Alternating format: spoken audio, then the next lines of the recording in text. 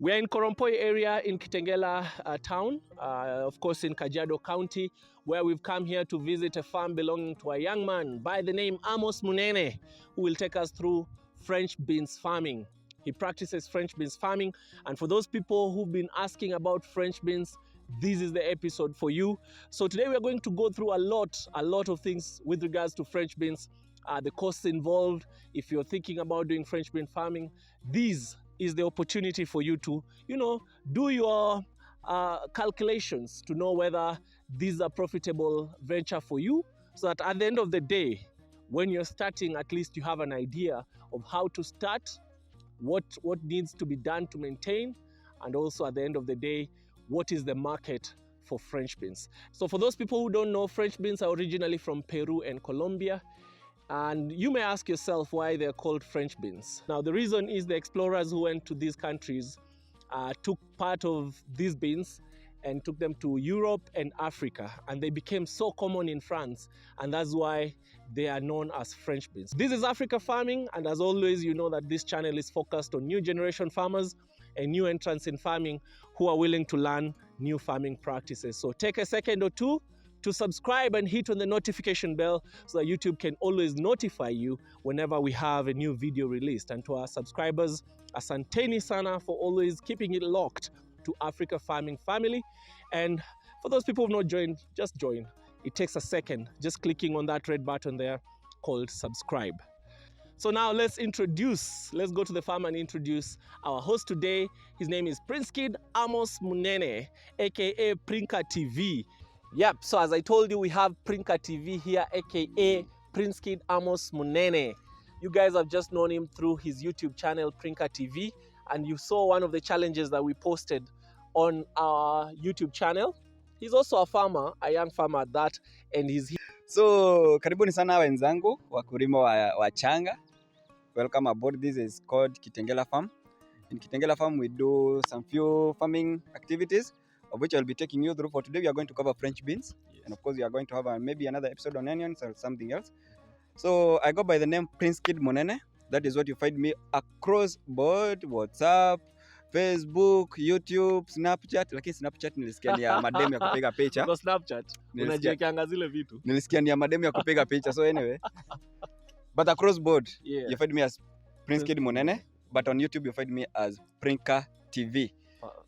Perfect kabisa. Yes. So basically watu wanakujua on a different level. Si mambo ya ukulima and you're a young person. So tuambie tu basically background yako for you to now start ukulima before sasa utuanzie what made you start, farming. It's all begin with the urge of getting money. There's no money that is enough. Kikuyus in the building. Yes, Kikuyus. We have never had enough of it. Even if tumelala Central Bank, we shall still asubuhi amka kwenda kutafuta more. So what motivated me to start this is because no money is enough. You see, as an employee, you get the salary, you do some one or two activities with it, and it's done. So you end up, you don't have money to do your bigger project. You have to save for the future. You have a young family that depends on you. You have your parents who depend on you. You see, there's so much that comes with matters money. So that pushed me to start farming. That is very good. Young people out there, pata motivation kutoka kwa huyu hapa. The motivation to get more, much more than what you get. Hata kama uko job, at least there's something here that you can do.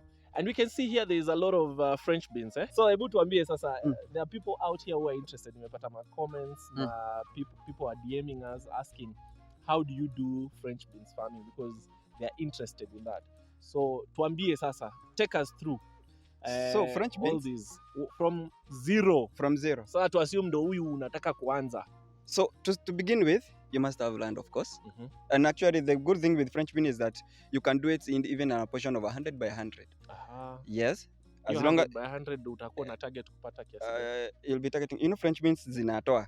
If my camera person or your camera person can show you, like this, unaona imeza twingi. Yes. So within 100 or by 100, you approximately give 1 to 1.5 tons a harvest. Oh, okay. That happens after every 2 weeks, and you do that for 3 months. So after every 2 weeks, mnavuna? Yes. Okay. Once imeanza kuzaa, after every 2 weeks you vuna.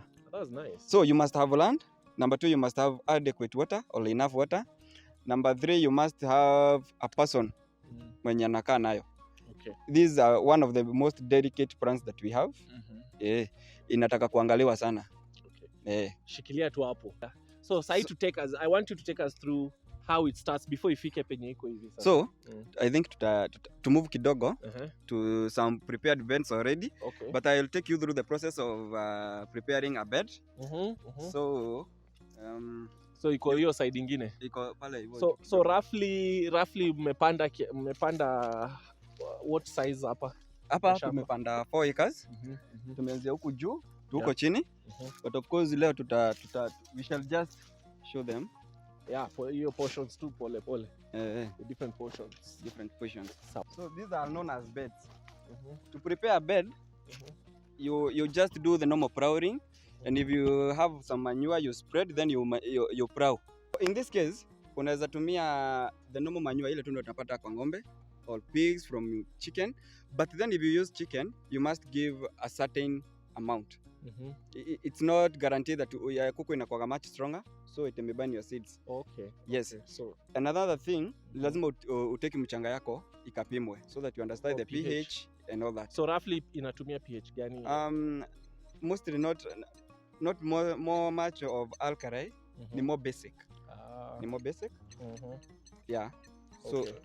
These are now the beds. Now before we continue with the beds, inafanya French beans zina work poa sana kwa which climatic condition? Now it depends. Kama hapa tunaifanya nje.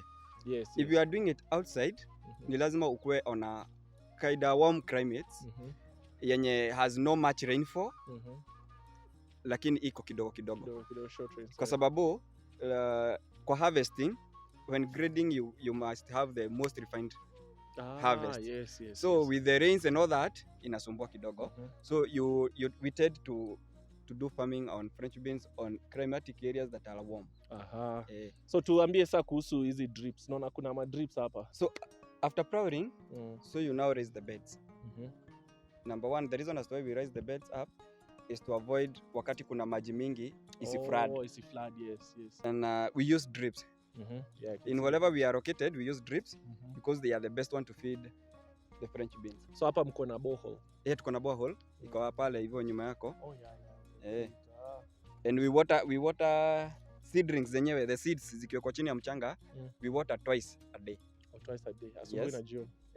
Ikisha sprout, then we change the scheduling of the water. So unapanda what distance? Sema sasa usha set up your bed and now you have the seedlings. I mean the seeds. We use 15 centimeters difference apart. Yes. Okay. Sasa na zinapandwa row mbili. Yeah, row mbili. In each bed you do 2 rows. 2 rows. Yes. Okay. Now what type of soil is this? This is loam. The black loam. Hii ndio inafanya it does good. It does well. It does good, yeah. So when you are it's more organic. Yeah. So tuseme when you are na ile inaitwanga red, can they also do the same? They can also do the same. Remember we said tunatumia manure. Yes. So manure will upgrade the quality of the red soil. Yeah. Okay. So if you don't have farmyard, can you still use also artificial fertilizer? Yes, but personally I don't encourage using them because French beans are kind of very fast growing crop. You know, if you fasten them, they tend to mature fast before your mind clicks that they are already ready and getting spoiled, you know. Okay. So these, what next? After you set up your bed, so this is where now you will start planting the seeds. Yes. So how long does it take after you planted the seeds? How long does it take to sprout? 14 days as usual. 14 days. 14 they are days already up. Nice. So from here, where do we go? From here, we have pale juu. To see pale juu kidogo. Penye sasa zisha sprout. Mahali zime sprout sasa. Okay, sawa guys. Tuende tuone sasa after this stage zikisha sprout how they look like.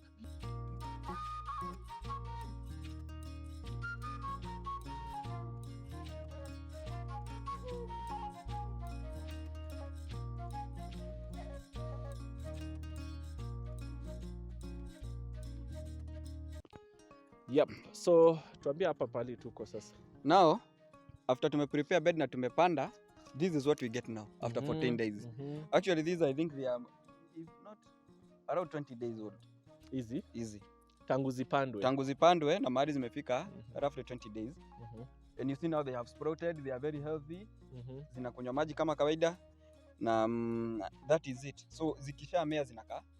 Yeah. This is now the look after they So my question is, no one have mmepanda beds, kuna pali ziko na row 3 row. Actually you're alternating. Yes. 2 rows, 3 rows, 2 rows, 3 rows. What is the reason? What happened is the size of the bed. Oh, okay. You know, maybe the person who was working here didn't know okay, maybe that was the style he decided to use, but it has no harm at all. After all, ni lazima ile kanini bora measurements zingiane. Yes. Compete for fertilizer. Compete. Okay. Okay. That is good. Now, I have a very simple question. If I do drip irrigation, for example, nafungulia maji how many times? Pale kwa beds as you plant, you nini twice. You irrigate twice a day. For how long? For at least 30 to 45 minutes. Okay. That will be enough. Remember, this is a drip and we are using a very small seed. So inahitaji tu maji tu ya kuiweka unyevu. But now here, this is kwa mtu ana borehole, is it something that is possible? Yes, if you have money to buy water. Okay. If you have much money to buy water. My question is, what is the amount of water? It depends. That is required, let's say on a daily capacity, like kama hapa mnamwagilia per day, ina consume what quantity of water? Now here, you see, like on this project now, the sprouted one, we are using around 10,000 liters. Yes. Per day. Because we have to water it thrice. Sawa. Early in the morning, wakati kama saa hii around saa 7 saa 8. Yes. And then tutaipea jioni ya kulala nayo overnight. Yes. So, and you see, like, roughly this is almost 1.5 acres or something. Yeah. So around 1.5. Yeah. So the quantity of water depends on the land you have. The size of the yes. Because again you have to cater for them. At this critical juncture ya kusprout, this is when they need a lot of water. Yes. So guys, if you are planning to plant on like an acre or 2, jipange na 10,000 liters per day. That's around, in Kitengela it costs around 1,800. 1,800 if you are to buy. Yeah. That's why it's preferable to dig your borehole. Yes, or you can have a shamba where you can access water from the neighbors. The rivers or the neighbors. Yes. True. Yeah, so from here, tuambie tunaelekea wapi sasa? Just before we get to the next generation, or from the next these are checkpoints. This is where you check if the water has the air space, the airlocks and all that. This is where you operate that. Pala hivyo this is where you turn on the water now. Okay. The water is already there, so ukiturn your ball cock inaanza kuwater inaingia. Okay.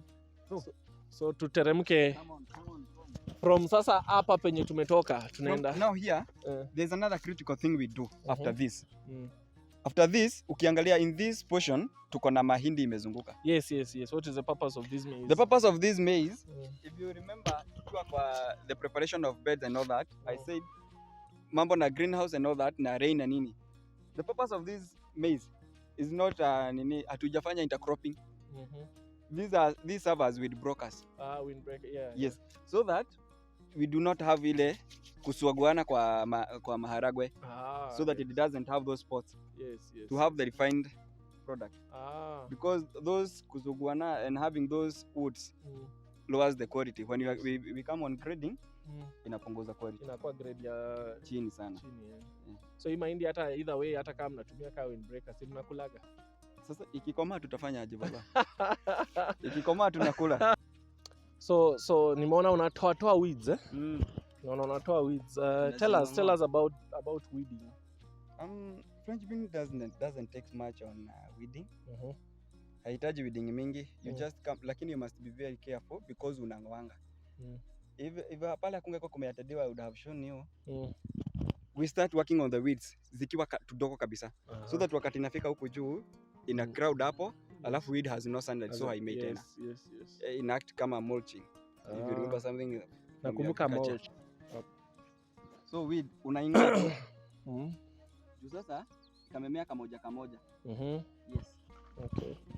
And it helps. Kwanza uking'oa tukiwa tudogo, inasaidia even the pest control. Yes. You see we have tunazitanga aje zile white something. White fries. Tunazita white something. Sikumbuki jina yake vizuri. Ndio zinatusumbua sana kwa French beans. Kwa French beans. So when you control weed ikiwa dogo, then the better. the better. Okay. So hebu tuambie hapa tuko zimefika sasa, tumetoka huko penye zilikuwa, tulisema huko ni how many days? 7. Huko zilikuwa allowed 14 days. 14 days. They are up to almost 21 days. Kitu kama hiyo. So hapa zimefika ngapi sasa? So these unaona they have already flowered. Ukiangalia kama iko na flowers, lakini at the same time some have deflowered and they have these pods. Oh, it's the flower that becomes the pod. Yes, it's the flower. Okay. You know, it's a bean like any other bean. Yeah. So it flowers, then it grows some pods, and when it grows some pods, now we have to give it after 14 days to 21. Then they will be ready for harvest. After podding. After podding. You give it 14 days. 14 days, so that katakuwa kamefanya nini, kametengeza, kamekurakura kidogo, and then it has become wrong enough. You know? Yes. Because now this is not actually mature. Yeah. Na haija grow. Remember, we do not wait for this to grow and it turns to beans completely. Yes. Sababu unakula hivi kai iko hivi. Tunaikula hivi. Utaki. So if it ever grows, utatumia sasa hiyo kama seeds for the next planting. You cannot use. You can't use the seeds? Yes. Oh, okay. How do you get them, the seeds? The seed, you buy them from the agrovets. And how do they get them? I don't know. I really don't want to talk about that. No, my question, these seeds cannot be used even to plant. The way beans, you can still just you can use, but then the quality won't be good. Oh, that's why you go to agrovets where they give you the best quality. Yes. And again, there are various, so you keep interchanging. And of course, from different companies, they give different quality. So now I'll ask this question again. For it to get to this point since ilipandwa, inaweza kuwa roughly how many days kufika tu hapa? Kufika hapa. Tangu ipandwe. Yes. Now we are roughly about 35 to 40 days. 35 to 40 days. Yes. Guys, unaona, only 35, a month and a half. Yes. You are good and you start having, you give it like another 14 days. You give it like another 14 days. Then you start harvesting. So we can ready within a month and a half. Yes. Total, and when you're going to harvest. Total life yake inakuwa 1.5. 1.5. So you see, within 1.5 months you're ready to harvest. Now let's go to now calculations. Business now. Business. Let's talk business. You want to know about my money now? Nataka kujua pesa, uliinvest hapa pesa ngapi? So now let's talk about numbers, because that's what matters for any agribusiness farmer out here. Sure. It's about the money. So tell us in terms of the investment when you're talking about land. Tell us about how much you'll purchase, like for example, per acre, what quantity of seeds do you need? Tell us about the cost of the seeds. Tell us about the cost of preparation, because you'll need manpower. Manpower to plant, to prepare the beds. Tell us the cost of water, and then just through the whole cycle, the costs involved. And then I'm assuming you have ready market. You're planting because you already have ready market. It's for export, eh? Yeah. So tell us about also the market, both locally and internationally. What are the costs? And tell us about the profit margins per acre or per whatever size of land that you have the numbers for. Now, in terms of matters land, you can buy as much as you have money. Or you can as well lease. Yes. But as for me here, it's 4 acres that I have leased for, I think, for 2 years. For 10 years, I took it for 800,000. 800,000. 4 acres, 800,000 for 10 years. Yes. So you have this land for the next 10 years. For the next 10 years. And you paid 800. Yes. 800,000. 800,000. But I keep recharging, because every year that was the initial that I took it with.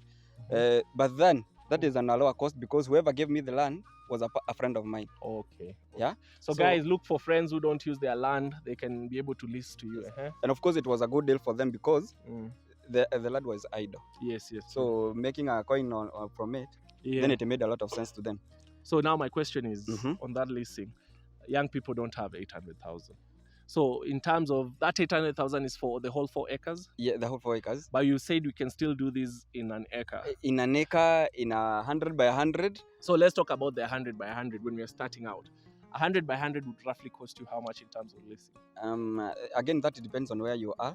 Lakini from Kajiado County, I believe you would get it roughly with 200 to 300,000. Just estimation. I really don't know, because I haven't done it. But roughly, I think that would work. That is for how long? No, it depends with the owner. Yeah. So and your create own relationships, agreement. right? Yes, So create relationship. create relationships with people who have land that is idle. Yeah. Identify the opportunity. Lazima uchangamke. You have to be proactive. Tafuta hiyo shamba. If somebody you know that has land that is idle, bonga naye. Yeah, bonga naye. Yeah. And you know, once you put that land into use, that person's now anakuanga na ile kitu anaona. They will actually support you. Yes. Because I remember when I was starting here, some funding also came from the same person. Oh, okay. Part of the funding came Yes. from. That's good. Yes. Because I gave him the money, and when I started, now I became somehow running behind because my finances were now shrinked. Yeah. So he just supported me a bit, and I was up and running. Okay. You know. So now you've invested 800,000. Yes. Let's go. Any other costs within the period, the 2-year period, in terms of the land? You know, now it was just the 800. The cost keeps on going up. The 800 is per year or for the whole duration of 10 years? That was the initial that took me. The agreement was it will take me for 3 years, which I'll lapsing I think this year. Okay. So I'll have to renew. Oh, so when but you the renew, agreement states I should have the land for 10 years. Oh, I get you. So it's about your relationship with the person and how they can receive you. You know. Yeah. Because there are people who will not take that. They want the whole amount, or you have another agreement with some other policies there. So now let me just use the 800 for the 3 years. So let me divide it by 3. 800 divided by 3 is around, let's say 300. Let me give it the maximum 300. Yeah. So 300,000 per year. Then what is the cycle of planting French beans? Like after every 2 months, you said? After every 2 months. Let's put it at 2 months. Actually, let's give it 4 because you have to harvest after every 2 weeks once they mature. Oh, yeah. So you have to harvest for maybe a month. How many times do you harvest after they mature? After they mature? How many times? At most 3. 3 times? Yes. So after 3 times, that's when you remove and plant? Now you reconsider removing. That is in regard to the condition they are. So now we are at 300,000 for the 4 acres per year. So what quantity do you plant in the whole 4 acres? The quantity I plant? I'm just looking at the cost in terms of production. So like how much seeds did you use in terms of planting? You want the expenses first. The expenses first. Yeah. So to begin with, I planted 6 kg. We buy them in form of kgs. Yes. So, and I did for 2 acres first. Okay. So after a while, then So it's advisable to start first on a small piece of land before you use. Of course, yes. You know, this is what we call try and error. Yeah. Try. Agree. So, and whoever gave you the contract to farm for them, you don't know by the time your product is maturing what will be the condition. You know, you remember with the cases like Corona and all that. Yeah. So things keep changing. So I started with 6 kg can. I understand. We'll show. Don't worry. Now my question is that 6 kg was enough for the whole 2 acres? Yes. Okay. And how much was it? The 6 kg? Roughly 37,000. 37,000? Yes. 37,000. French beans seeds are expensive. A bit expensive. Wow. Not expensive. Don't say it's just a bit expensive. Do not scare people away from farming. 37,000. Yes. Anyway, let's look at it from the a quarter piece of land, which is 100 by 100, you'll need less, right? You'll need less. That would go maybe for 1,500 also. Yeah. I believe there must be those small quantities. I agree. Yeah. So at 37,000, we are now at 337,000. Yeah. Let's go on. Then we have the manpower. Manpower, exactly. Because the whole duration to work. Yeah. That costed me around 150. So that comes to around 480. 480. Now we come to drips. Yeah, let's talk about the drips here for the 2 acres. Yes. The drips now costed me well. So we are at 487,000, which is close to 500,000. Yeah. So let's talk about the drips. The drips, setting up, the connecting with the borehole. The borehole, the nini. Are you paying for the borehole? Of course, yes. Okay. I have my own meter somewhere. Oh, okay. So they keep, but by good luck, the unit here is very cheap for me. Okay. Yeah. How much are they charging per cubic meter? 100 bob. Which is pretty good for me because with a massive land like this, then you understand the water is important and very important. If sold to you expensive, it will scare you away. True, I agree. Yeah. So the drip lining, Let's talk of the drip Huh. first. Now this is where the whole thing came to be. So just give us the rough cost plus the installation. The Buying love and cost plus the installation, Yeah. that is roughly 200 200,000. So we are at 487. That comes to 687. to 687. So 687,000. Now connecting the water and No, what that's you the whole project about the probbering and all that. Or what about the cost of water for the duration until you harvest for like the 2 months? That goes for How many roughly- cubic meters do you use? I really don't The know, 2 because I acres? pay monthly. So monthly, okay, for Ma- 2 months. Per month, how much do you pay for the Per water? month I pay 9,000 to 10,000. So let's say 20,000 for the 2 months. Yeah, So 20,000 on 687, we are now at 707. 707. So 707,000.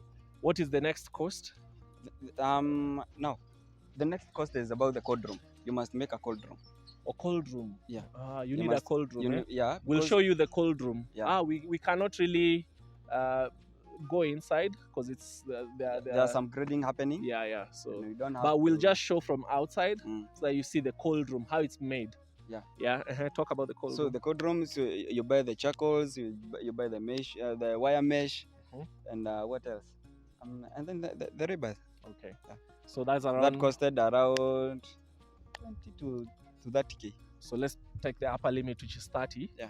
So we are at now 737, Mm. right? So my other question is manure. The Manure, farmyard. We've not talked about it. you know this is Masai land. Yeah. So with the Masais around, they Mhm. don't sell at a higher cost manure. Mm-hmm. So you find you have the FRR. Yeah, I believe you know the FRR lorry. FRA. I know the FRR. FRR. Yeah. The Lorry. bigger lorry that carries 10 Rolly tons. lorry. Which How one many is tons? Which is which? Lorry. Rory. Lorry. Rory. Lorry. I know it's Lorry. from Central, so you Ah, cannot. Which one is you? Is it lorry or Rory? It is lorry. Whichever. Say lorry. Eh? Lorry. Lorry. Nice one.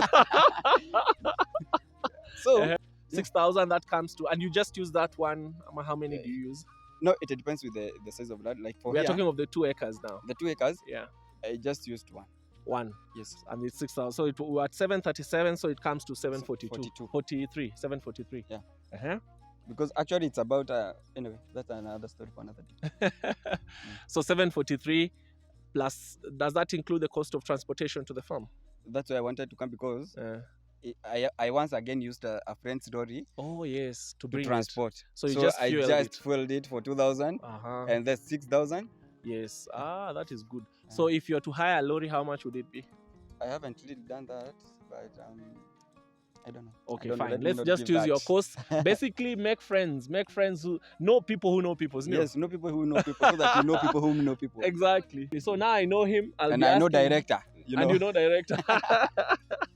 Yes. So yes, so now we're at 743. 743. Now let's now go to the harvesting. There is any other cost involved in terms of spraying? Do you use any? Do you spray? Yes, you Uh-huh. spray. You spray.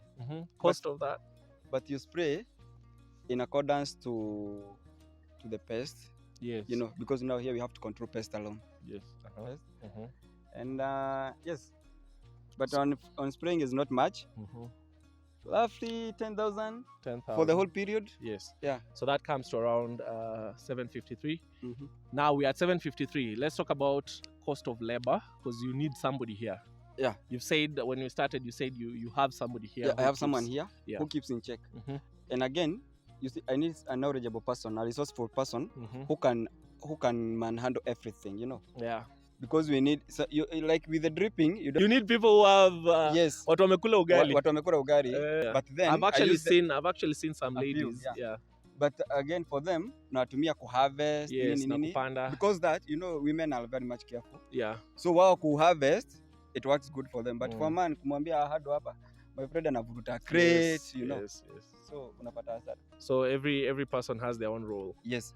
Lakini Now, sasa kuna mtu mwenye ana operate, mwenye ana understand the whole process from A to Z. yeah, like your manager per se. Yes. So how Mwenye much anakipenda. how much do you pay him for the whole? So give us. And it's in between 25,000 to 40. So let's put it at 40. So 40 times 2, that is 80,000, because Yeah. you're talking about 2 months. So with our initial, we were at 463, No, 763. 763. I mean. Mm. So plus 80,000, that is 843, right? Mm. So tuambie hiyo cost sasa, harvest, is it still part of the monthly ama how you have to bring other people? Now, harvesting is about bringing some new people, lakini kiasi kidogo, not wengi, so that you can have the best. Unajua ukiwa na watu wengi, you cannot control them. So you pay per I pay per day, kilo. per kilo. Yes. So how much do you pay per kilo? Per kilo I pay 10 bob. Ukivuna kilo moja ni 10 bob. Yes. So these 2,000 acres, I mean these 2 acres inakupatia how many kilos? This is also a weed, eh? Yes. Yeah, hiyo. So nitoe hata mimi. Toa hiyo. You see? Naweza toa weed. Nimesoma kitu. Nimesoma kitu. Sijatoka kwa shamba bure. Sijatoka kwa shamba bure. Nice. So ati hiyo tuseme hiyo how many kilos can 2 acres give you? Now it depends with the maturity and the yield itself, you know. Just roughly, give a range. Roughly, give a range. An acre will give you 6 to 8 tons. That's an acre. An acre. So if you're talking of 2 acres, that is let's use 6 tons. That's 12. That's 12 tons. 12 tons. 12 that tons is per harvest. Per harvest. Yes. Okay. Per that harvest. Is the first 2 months. The first 2 months. Which is 12 tons is 12,000 kilos. Yes, 12,000 kilos. And then you multiply with the market price by then. So let's, like for now. Yeah. So tuambie cost ya market side. Like for now, a kilo is going for 420. 420. 420. So let's give it a rough estimate of 400. So 400 times 12,000. 12,000. Wow, kuna pesa mingi. 12,000 ongeza 0.1 inakuwa 120, ongeza ya pili 1.2 times 4. 4.8 million. Yes. 4 point mpaka hata sauti 4.8 million. 4.8 million. Yeah. Na bado hata cost haiko imefika a million. Ilikuwa imefika ukiongeza sasa, unajua kuongeza the land. Land land tulishaeka. Lakini sasa unaona kwa hesabu yako umemultiply by 2, so you have catered for the 2 acres. 2 acres. Yeah. Which we've been using 2 acres. Yeah. Yes. But again, you have to remember that the cost per kilo keeps fluctuating. What is the minimum cost? What is the minimum cost that has ever been? Don't have. There's no minimum. There was a time I sold for 60 kg for 60 bob. You guys, you need to form a regulatory body. You see the way energy has a regulatory body. But first we are doing the export thing. It's a contract in between me and them. Oh, okay. Yeah. Okay, so you cannot have the regulators. Yes. But you can regulate yourselves as farmers so that whoever comes, if you approach a different farmer. The question is, how many are we? No people. Okay. You should show me people now. Because now, let's assume you've spent all this money and then somebody comes with 60 bob per kg. Then I look for someone who is rearing cattle. And you sell it too. And I sell it, and it will still feed. Pay. Yes. Okay. At the end of the day, that is what I do with the remaining, the remaining stocks and all that. But generally, if we use the standard market price, which might be the 400, standard price, most of the times ranges from 250 to 4. To not actually to 4. Most of it is in between 250 and 350. So let's use 200. So inakuanga tu hapo katikati. Even if we use 200, that is 2.4 million, my friend. That is still good money. It's good money. Still good money. So it's something that you think young people can venture into? Yes, it's not hard. And again, it's not. Unajua watu wanaogopa kuchafuka. Yes, true. If you want to do farming that you remain clean. Perfect. So now I want you to advise young people, and especially those who have the psyche, to come into farming, and maybe wako na hiyo challenge tu wanaangalia these things are not clear nini. Waambie the progressiveness. Kuna kitu ulikuwa unaniambia huko that when you start, the first time you're doing this, you might experience a loss. Yes. But with time. So I want you to advise them.